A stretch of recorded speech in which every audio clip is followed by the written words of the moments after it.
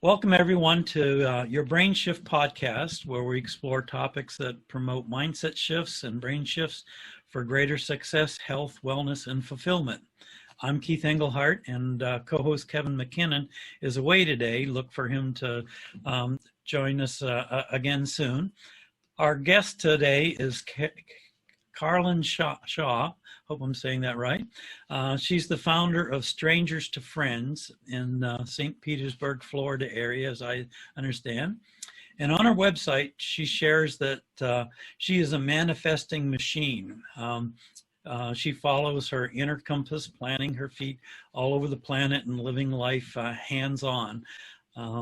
She's also armed with confidence and courage, and synchronicity is on her side. She turns lemons into lemonade and strangers into friends. And she says that our stories connect us all and encourage us to live authentically and in creative connections. So welcome, Carlyn. Tell us a little bit more about yourself and your journey into turning strangers into friends. Oh boy. Well, first of all, thank you for having me. I'm excited to connect with your community. So Strangers to Friends is a way of living that over the course of my journey, I began to recognize that when I showed up authentically and shared parts of myself with others, it invited them to feel safe to be seen and heard and share with me as well. And this goes back to, I'm 42 years old. And when I was 19 years old, I was diagnosed with MS, multiple sclerosis.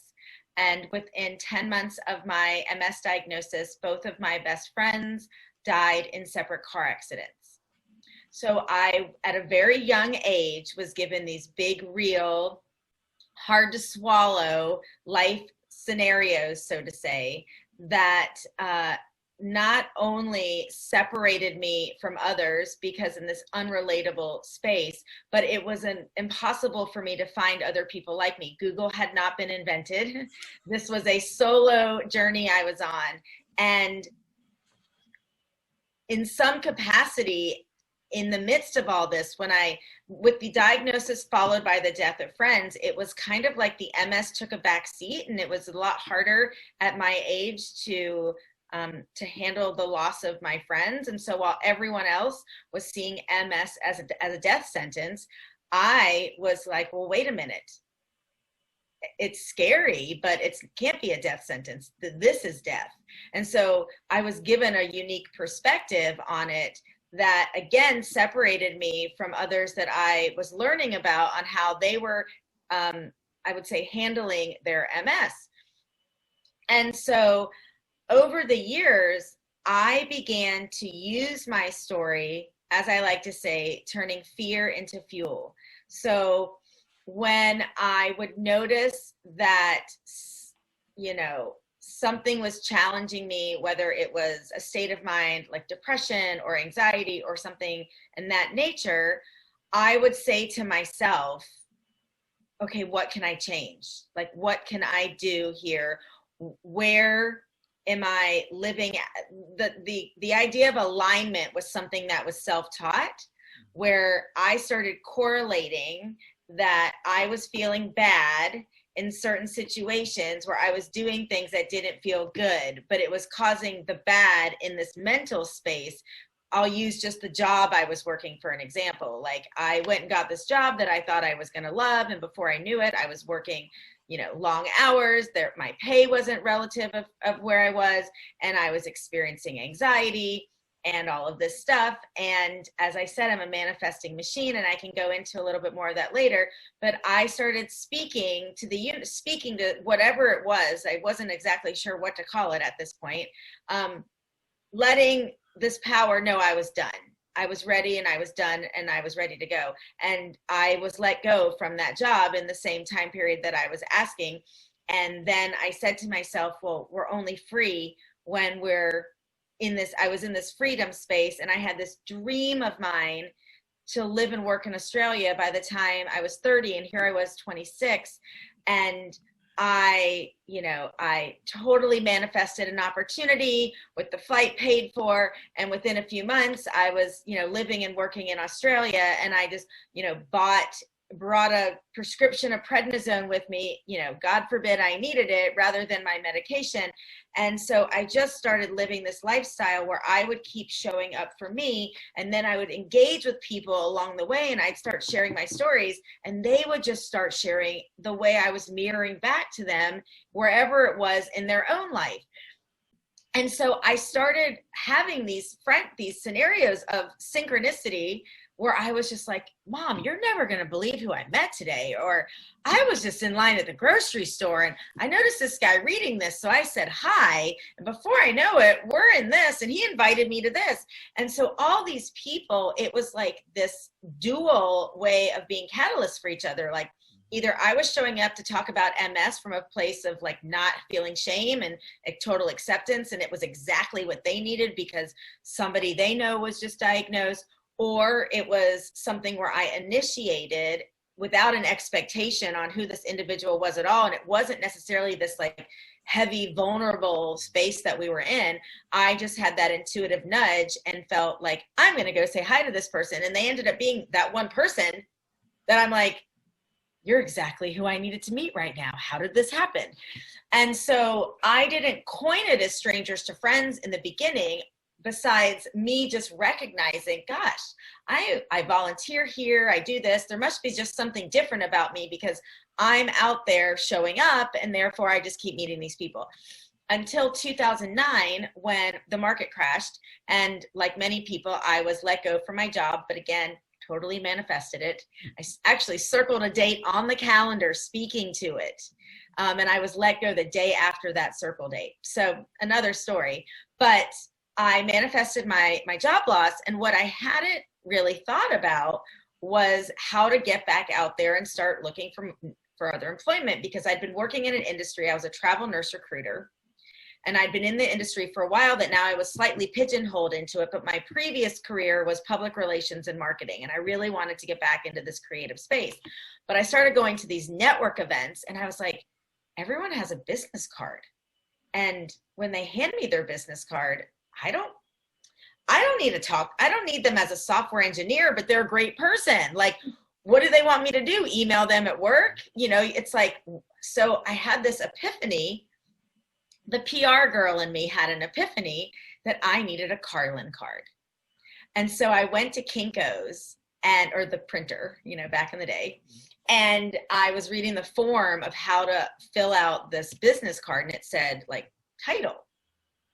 And I stood there for a moment and I thought to myself, well, who am I? What do I do? How do I sum it all up? And I heard the words, they just like came to me. And I heard, you turn strangers into friends. And I sat with it for a second and I was like, that sounds about right. So I made this card that just said Carlyn Shaw, turning strangers into friends. If you could see the copy of it, it was so like, I like held the space bar down underneath it to make it look like a line. Like I didn't know what I was doing. And and then I put my full address on it because I thought, well, on a resume, you put your full address on your resume. So I have my full address, I have my Hotmail email address, and I didn't have a website at the time. This was 2009. But I was actively fundraising for a 3-day 50-mile MS walk that I participated in every year. So I put this super long URL with my MS walk link, thinking maybe somebody would be kind and want to donate. So the first time I was out, when I had these cards, then I was like, oh, exciting. I have these cards. And I sat there like, who am I going to give them to? Like, what do I use these for? And so it became this self-study in a way of so I went out to these networking events and I was like, well, here's how we can stay in touch. And someone would go, well, what do you do? And I said, well, it's this. I don't know why we're meeting. Do you ever really know when you meet somebody why you're meeting? You don't. And rather than me contact you at your office, why don't you just contact me personally? And I like to say, cheers to the journey, because everyone starts off as strangers. And it would start that way, where then it brought us both down to this equal space without a true, it humanized both of us. Because I'd be like, oh, you're a software engineer, but who are you? Like, what does that mean? Like, and I was choosing strangers to friends. So they immediately were curious about me, whereas they weren't inviting the curious into them. So there was that. And then also with the MS link, what started happening that just kind of blew my mind was how many people were asking me why I had this link on my card and what my association was with MS. And I would just show up and say, oh, well, you know, I was 19 years old when I was diagnosed, and I'm self-healed now, and I raise money and I walk for those that can't. And people would just look at me like, okay, that's a mouthful. But also it was the amount of people that were like, oh my God, my mom was just diagnosed. I haven't had anyone to talk to about it.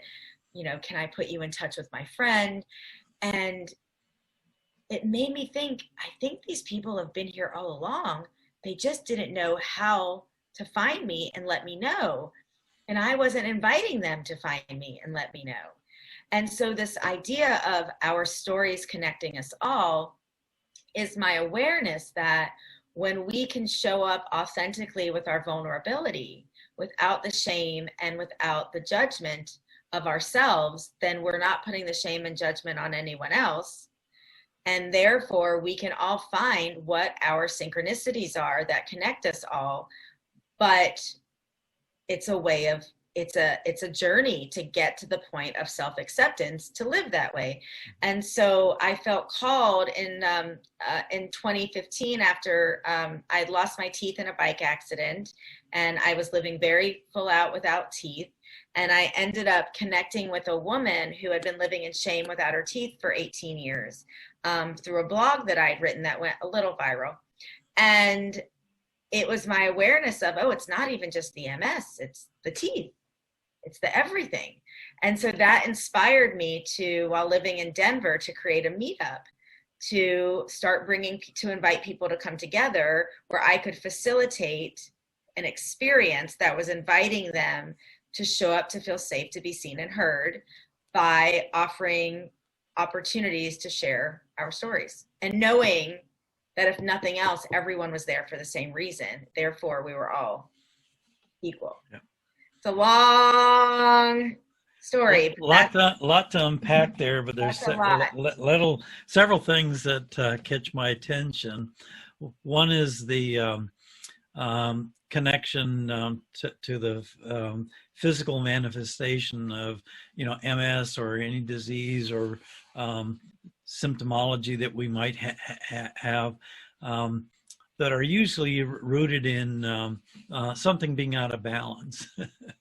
Absolutely. I love Bruce Lipton's work. If you're familiar with him, he does a marvelous job of explaining the exact biology bound that our thoughts, our feelings, they impact us right not only to the cellular level but to the genetic level, and can either manifest or reverse disease. That we're not dealt this deck of cards genetically that's hard fixed to you know, very few diseases are hard fixed okay, because you got this gene, this is going to happen to you, because of what we now understand about epigenetics and how our environment internally impacts that as well as our external environment. And the other one is the synchronicity aspect of all these things popping up in your life that were unexpected but matched an intent that you had. For example, the trip to Australia, that you had that intent, but you didn't know how that was going to manifest. One of the yogis that I talk about shares an ancient insight about that there's a term or a myth in yoga cultures. I'm trying to remember if it's the name of the tree, but it's basically a wishing tree that you could, you know, plant a wish and then things will manifest. but he says we're all wishing trees. That when I just got chills. I love that. yeah, that we have when our um, mental energies, physical energies, emotional energies, and biological energies all line up, that we can manifest anything that we want. And it's not our job to know how that's going to be done. Our job is to set the intention and the desire, and then it might sound a little woo-woo, but let it go in the universe, and it's nature's job to determine how and when that will, come to fruition. And I love that. And it sounds like you, in a very real, tangible sense, experienced that in your life. I would say to both things that you just talked about. So Lipton validated what I was doing. I didn't discover his work until after I had taken myself off the medications and had run a marathon already. It didn't take me long to realize the damage that I self-induced to myself. I struggled from a very young age with this. I'm not enough, body image. Really, believe it or not, no one would believe this of me now, given how outspoken I am. But I was almost in this terrified way, afraid for people to really know my secrets or get too close. I don't even know. I was always friendly, but it would be like the worst thing ever if someone read my diary type thing. And this was a way of playing small. And so this journey that I have been on was one of like self-sabotage to self-love. And so when people ask me, how did you heal yourself from MS? I go, well, that's the thing. I didn't know I was. I didn't set out to heal myself.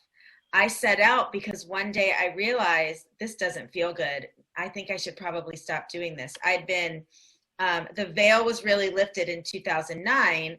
I'd struggled with food. I had been a smoker. I was somebody that very often would compromise myself in social situations with just friends trying to fit in, because you can imagine this awareness I have at a young age I had and didn't know what to do with it. So I just never felt like I belonged and fit in anywhere. And so this was my way of, and you hear that a lot about artists and creatives and not knowing where they fit. And so I can look back now and see that, but back then it just felt very toxic. Yeah. And so when I started that trip to Australia was really prevalent, because not only had I manifested the whole thing, but the manifesting it just was like, once I stepped into it, it just kept unraveling and unraveling. And I found myself in Melbourne, Australia, and I had to learn how to take myself out by myself. That was just something at 26. I'd never traveled solo at this point. And anything I wanted to experience, I had to just say, Carlyn, you're going to go to a music festival by yourself. Carlyn, you're going to go to Mamma Mia by yourself. Carlyn. And I would just say, okay, I'm just going to keep showing up for me, because these are all these things I wanted to experience, even though it was a little scary, And so I went to this music festival by myself, and I was dancing, and I see this other guy dancing, and we connect afterwards, and I hear his accent, and I learned he's Canadian, I'm American. And he's like, I tell him a bit of my story, and he goes, I saw a movie last week at the movie theater that I really want to take you to, because I think you're really going to like it. And I think we'll have some really cool conversations. And I was like, okay. So this was 2005, and he takes me to see What the Bleep. Yeah. And in that moment, for the first time in my life, I see a film that's a mirror back to me of everything I was already doing. I just didn't know I was doing it. And I'm like, wait, that's how I'm feeling better. My thoughts, oh my gosh, I didn't realize I was doing this. And, he says, Dr. Emoto, who studies the water and blessing of the water, and it changes the water. Yeah. that really struck me when the character in the movie says the human body's 70% water. Imagine what your thoughts do to you. And I could never forget that. So fast forward, that was 2005. Fast forward to 2012. I consider March 18th the day that I went off my meds, because I was getting monthly infusions, and that was the infusion appointment that I canceled. So my 6th half marathon I ran happened to be on March 18th in 2012. So I consider the neck the strongest part of the human body, because neurologically speaking, this is where every message passes through. So I don't know anyone alive without a neck. Maybe you do. I've yet to meet them. And so I've always said, well, as long as I have my neck, I'm alive. And as long as I'm alive, I'm loving life. And this is ironically where my lesions are. And so there was just so much symbolism to the end of my brainstem, top of my spinal cord. So on my neck, I don't know if you can turn around and see it, but on my neck, I tattooed the word, it's my mom's handwriting. I tattooed love life. Awesome. And I did it at the base of my brainstem, top of my spinal cord, because I knew that I could bless every message as it passed through my body. There's also a yoga connection there. It's the seat of the throat chakra where we speak our truth. Oh, really? Well, then we know that helped. Okay. So yeah, it's been very intentional, but not intentional. Mm-hmm. And in addition to that, with the manifesting and the synchronicities, again, I would say the happier I got, the healthier I got. What does that mean? It means the more I chose joy versus pain, the more life started showing up to me. The less hard on myself I was, the more showed up for me. The less toxic I was to myself, the more showed up for me. And the more I was just in my truth. I mean, I had to fight my way into my truth a lot. You can see the lifestyle I've led, and these are just few of the little stories. These aren't things people were encouraging me to do. No one encouraged me to go off my meds at all. No one encouraged me to hop on a flight and fly to Australia. No one encouraged me. So these were all things I had to do for myself. And as I kept doing them, so I tell people, manifestation for me is not a vision board. That's not how it happens. It might work for some, but that's not how I manifest. Manifestation for me is connecting the inner knowing of what I know I want with the believing it's possible, and being completely, or not even the believing it's possible, it's just never giving up the daydream. Yeah. The daydream is just there. And then feeling and only when I look back on what I've manifested do I realize what I did. I don't intentionally even know I'm doing it half the time. I don't even know I planted the seed sometimes. But then it shows up and I'm like, oh my gosh, when I signed up for that newsletter I've been reading every week for the last 6 months, I had no idea that's the newsletter I was going to book my flight to Hawaii. And I didn't even know the trip was coming because I had to lose my house before I got the invitation to come live in Hawaii. But I think I planted the seed 6 months ago. Yeah. And so it's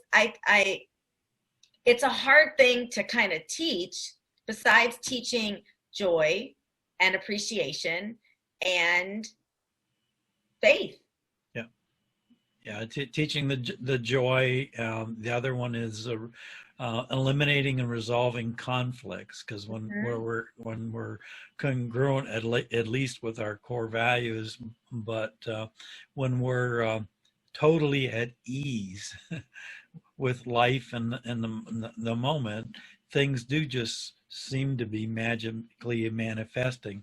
But I think what's really going on more of on an energetic level is when we align our energies so that they can resonate with the whatever it is that we want, it just starts showing up in our life. And you can really look at it from a science and consciousness level. It'll shock most people but because we tend to associate the only conscious states we are is being awake, sleep, maybe that twilight state when we're kind of drifting off to sleep. But neuroscience has identified over 1,000 categories of consciousness, not levels of consciousness, categories of levels of consciousness. And when we can align ourselves with those, a whole new reality and world opens up to us.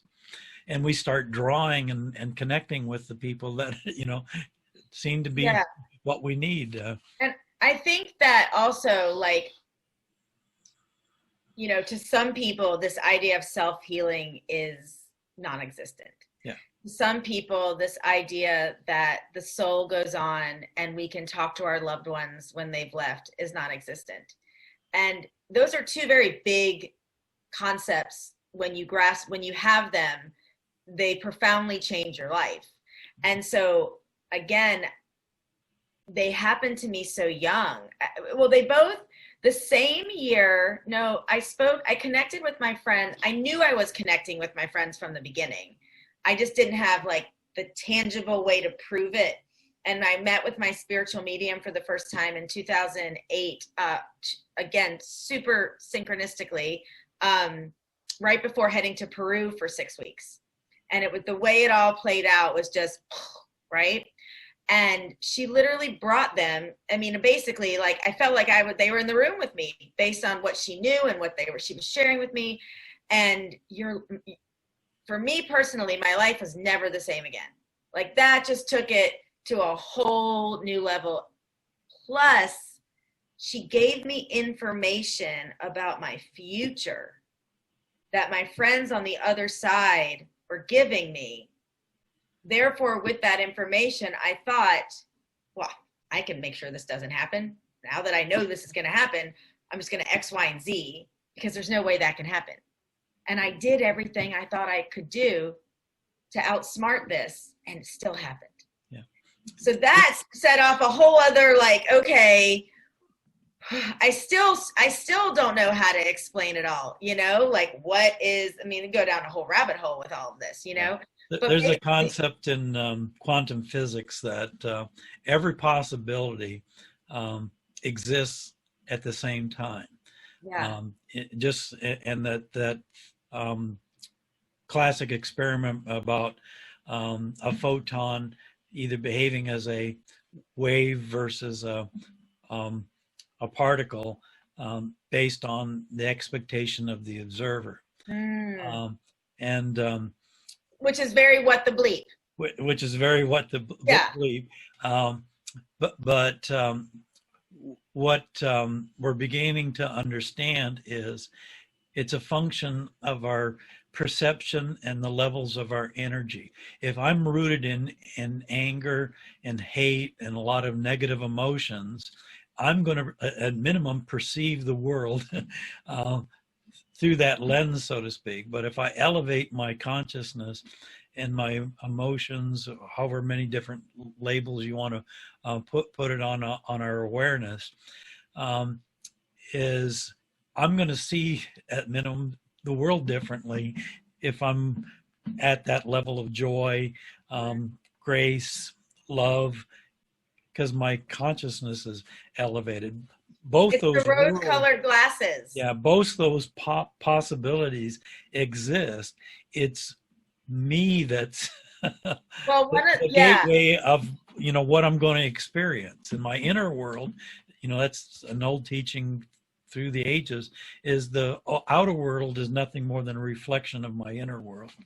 One of the I present it in a variety of ways, but it's still all the same. It's all the same shift of emotion is, the pathway from pain to possibility is perspective. Mm-hmm. The pathway from courage to connection is confidence. Yeah. The pathway from, acknowledge, like, something happening you to some, like, it's all trauma, fear to, the pathway of getting from this to that is always just a reality shift that you have to give yourself permission to have. And what stops people from that permission is the guilt, it's the I can'ts, it's the I don't deserves, it's the I'm not enoughs, it's the who am I's to, it's the what ifs. It's a lot of the, I like to say, you know, I'm not, like, there's the why nots and there's the what ifs. I'm a why not girl. You know, if I lived by what if, I would never have accomplished half the stuff I've ever done, you know?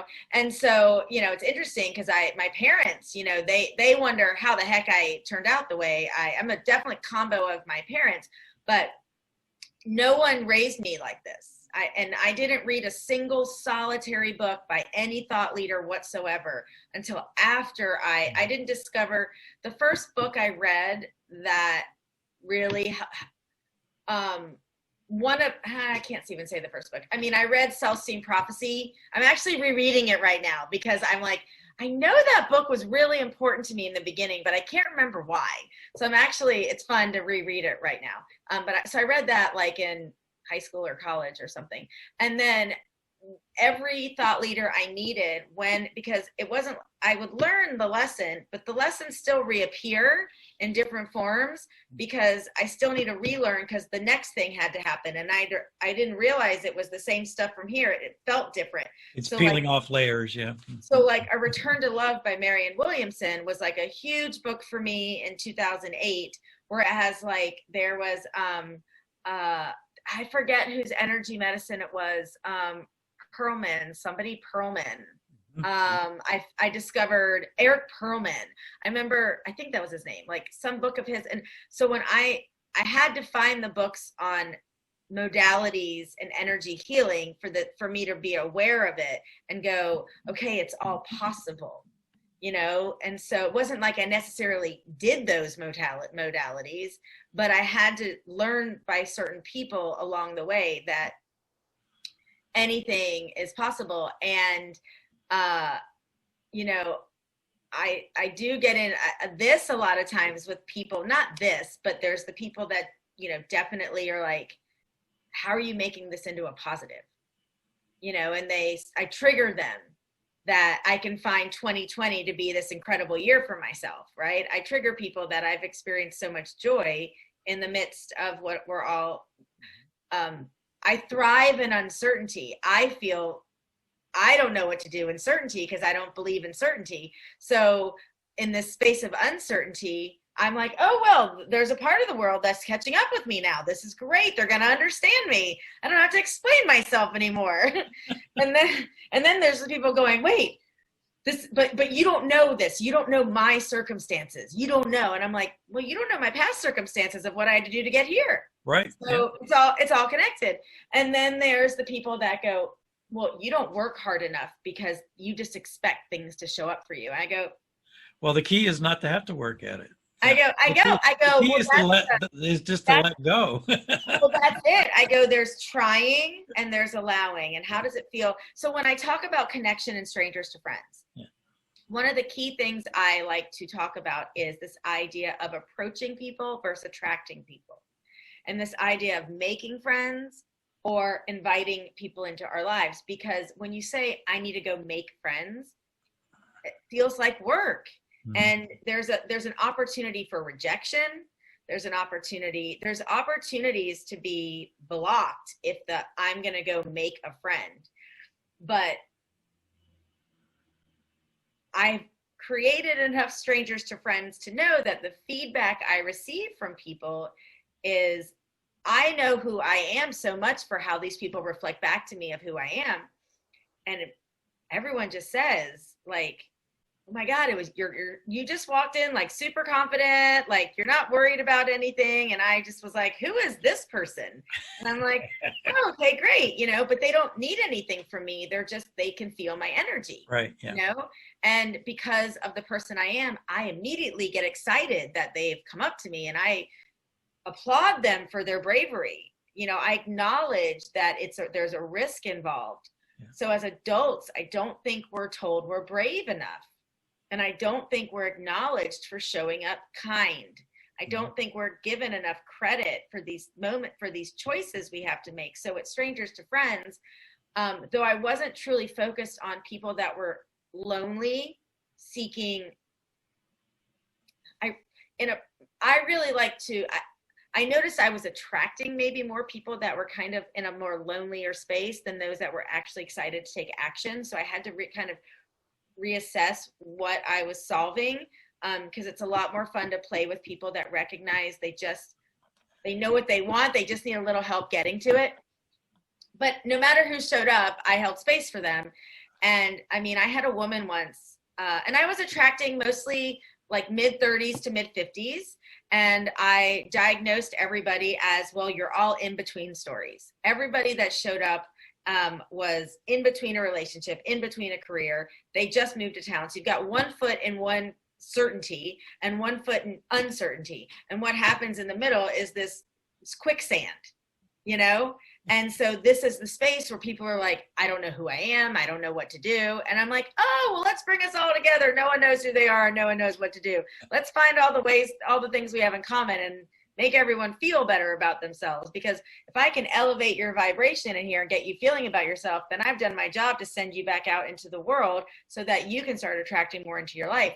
And that was not, people wanted me to like do like mixer games. You know, like, so I didn't really, I was having a hard time connecting with people sometimes because didn't realize I had to break it down so much. But I had this one woman that when she got there, she just started crying.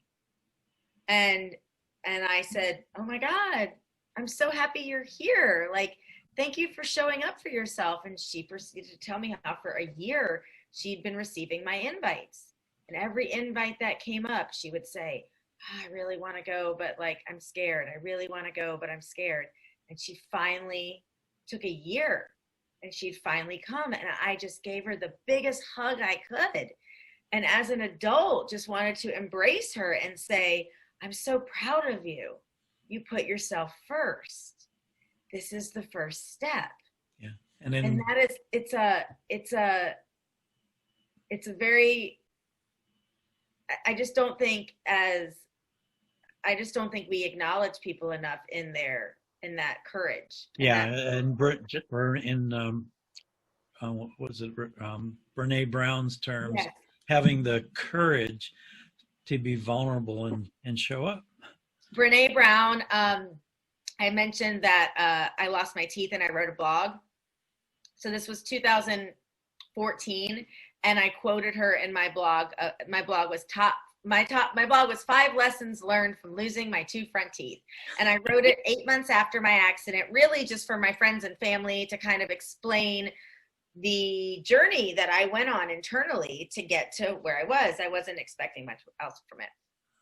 And I quoted Brene Brown and I tweeted it to her. I was like, I wonder how I could send this to Brene. So Brene retweeted it and said, brave peace, and retweeted it. And I could have died right there. I was like, and because in synchronistic space, and I'm not going to go into it right now, but I'd gone through hell the months leading up to my teeth accident, which is how I processed the accident as well as I did, because I'd already just gone through so much that this was just, okay, really? Okay, here we go. And so in my in-between story space, a friend of mine living in London, who was actually one of my first friends with MS from the States, but living in London, she got some intuitive hit to mail me. She ordered a copy on Amazon of The Gift of Imperfection, and it arrived in the mail to me 2 weeks before my bike accident. So I was already reading that when I had my accident. So I quoted Brene Brown in my blog. She retweeted it. That's how the gal without teeth in Denver found me. That's what ended up being a catalyst for me starting the Strangers to Friends group. So given that COVID has kind of limited in-person connections, what has shifted for you in your effort to turn strangers into friends? Well, for me, this last year was getting back to my why in a way. I stepped away from everything to go on my own personal hero's journey again. And that was, I lived in Hawaii for 3 months. I lost my house. I lived in Hawaii, came back, lost my house again. Now I'm in St. Petersburg, Florida. And this whole journey of loss, honest to God, has brought me back to myself. I'm living by water again. It's been this amazing transformational year that I gifted myself, but I walked away from what I was doing. And so what I did was get back to being me, turning strangers into friends. Yeah. So I've showed up in 2 different cities. So I just I reapplied my own skills again, getting this playfulness to show that I can start over in these new places and co-create and attract all the people. So now I'm like, oh, I remember how I did it. I had not forgotten my tools, but I was so busy trying to help others. I had gotten disconnected actually from the reason of why I was so adamant about it. So I haven't been doing in person, but I've actually just started, because I haven't done anything in St. Pete yet, but I've been talking with some friends here how I really miss the in person. And I'm very fortunate. I live in a part of the country right now where things are open. Yeah. And open more so than other parts of the country. I literally think I live in like a joyous bubble out here in St. Petersburg, Florida. I'm 10 minutes from the beach. And so, but my shift is, I really want to start focusing on teaching about synchronicity as opposed to just our stories, because the stories are a result of synchronicity. And I don't think synchronicity is given. I don't know if people understand what it is. I think they think it's coincidence, or I can't believe this happened. And it's, right. Yeah. So I'm like, do I call them synchronicity circles? Like, what can I start inviting in? And I was joking with my friend of, I could put on magic shows. I could say, step right up, ladies and gentlemen. I'm going to take 2 people in this crowd and we're going to see the common denominators that come to life, because it will happen. It's universal law, right? And so I've been playing around with how I want to create an in-person event around synchronicity, but also online, I want to get into using Zoom and the Zoom rooms, because I personally participated in an event last month that opened my eyes to what I could offer. And that was, it was an event where it was a bunch of strangers, it was a bunch of intellectual strangers to have like, real, the theme of the event was consciousness. So it was a bunch of conscious people coming together, and we ended up being like randomly spit out into these different breakout rooms with 3. There was a topic. We all had 5 minutes to talk, and we learned so much about each other, and we all found the synchronicities. And I came out of it like, wow, I forgot I was on Zoom just now. Like, those were some great conversations. So I'd like to start structuring a stranger to friend experience more with intention around that, and inviting the real people that really want to show up and really want to learn from each other, because I was amazed at the level of synchronicity. I kind of in a way have snubbed the online space of connecting in the past, but I shouldn't, because it's still, synchronicity is always there. It's always going to show up. Right. And it's kind of like you have to adapt with the times. But I still am a big proponent of, if you can connect offline first to connect online second, that's ideal. But if you can connect online first, whatever you can do to connect offline second is also ideal. So how do I start creating these in each city, a way to empower others to be their own facilitators of strangers to friends? That way, because it can only work that way, because I'm going to attract who I'm meant to attract, but then you're going to attract who you're meant to attract. And so I can't necessarily, that's your job. That's your role, as being the nucleus and the idea of community and connection. And so my brain actually is, I feel so many ways I can play. And then in addition to it, I'm going to be selling these shirts, and these shirts are an extension of strangers to friends, because with these new 6-foot rules and masks, and now it's like we're a little limited to know if that person's even friendly. Can I approach that person? You can't see their smiles. I mean, you can, but like, you can't initiate smiles the same way. Some of us can, some of us can't, but a lot of people are more timid, like whatever. And so I've had these shirts. I've owned the shirt for 8 years, and I've played with it in so many different scenarios, including not having my teeth, right? So I know the power of how I shift energy with this. You wear it to the airport, it shifts so much energy. It's fun. It's inviting joy, and it's it's instant engagement. Like I can wear a shirt that says be kind. Great. That person, I have no idea if they walked away and they were kind, you know, but this is an in the moment action. And I've had so many people over the years run up to me and I'll like I forgot I even have it on. They're like, I won. And I'm like, huh? Oh yeah, my shirt. Like, oh yeah, I forgot. So I want to start incorporating this, you know, aside from just selling it, I would love to start an extension of Strangers to Friends, inviting people into a public group. Yeah. That if you buy this shirt, you're in this group, and I can start putting challenges out there to like post pictures with people you've met or post pictures of yourself in the shirt and why you're smiling. And so I'm thinking I have all these I have too many ideas. That's the problem. Too many ideas. But I just see so many ways that this COVID scenario it can't stop. It's kind of like when film went digital, you know, the film companies had to invent digital cameras because no one was using film anymore. So I've tried to think of myself in that space of how do these companies continue on. Yeah, in change, there's always opportunity. Speaking of opportunity, one of the things that kind of came to mind for me when you were sharing about a minor pause about, you know, getting your priorities and reconnecting with yourself, that often people are strangers to themselves. That's a big part of it. If you connect with the stranger and I always say yourselves and turn it to friends, then the rest of it falls in place. And that's my journey. I mean, it's ultimately the self-love journey. I just posted this is my status on Facebook right now. I posted, if you want to create more authentic connection in your life, start by becoming your own best friend. Yeah, exactly.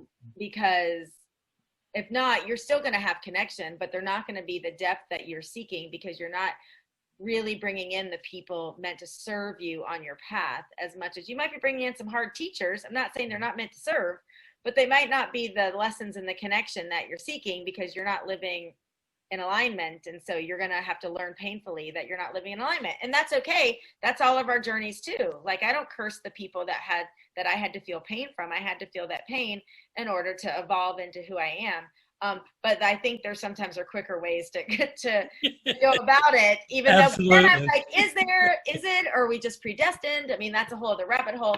But I try and say to myself, that picture right there says, this frame says, you are exactly where you're meant to be. Yep. So I am, you know, because I'm human. I still have my struggles. I still wake up sometimes wondering what the heck I'm doing with my life. And, you know, I'm not immune to the realities that just because I have awareness, it doesn't mean I don't suffer at times still, you know? So it's me putting myself back in check of, okay, you and I are having this conversation right now in this moment in time, and this feels good. So if this feels good, then whatever happened earlier today had to happen for this moment to happen for this to feel good. And not all my moments today were great. Yeah. And but here I am. The realization that we're here to evolve and we're all at different levels of evolution and continuing to evolve. Well, I could talk for hours on this. Yeah. Hours. It's so well, we are slowly running out of time. I know. I agree. I know. It's been a delight having a conversation with you. Absolutely. You can find Carlyn on LinkedIn, Facebook, Instagram, and YouTube, as well as her website. The links will be in the podcast notes. So if you've been inspired by anything that she shared, I encourage you to follow up and turn a stranger into a friend. Right. And become your own best friend. And become your own best friend. Do something kind for yourself today. Yeah. So join us again in 2 weeks when Kevin and I will talk again with a guest and topics vital to your success, health, wellness, and fulfillment. Thank you so much. You're quite welcome.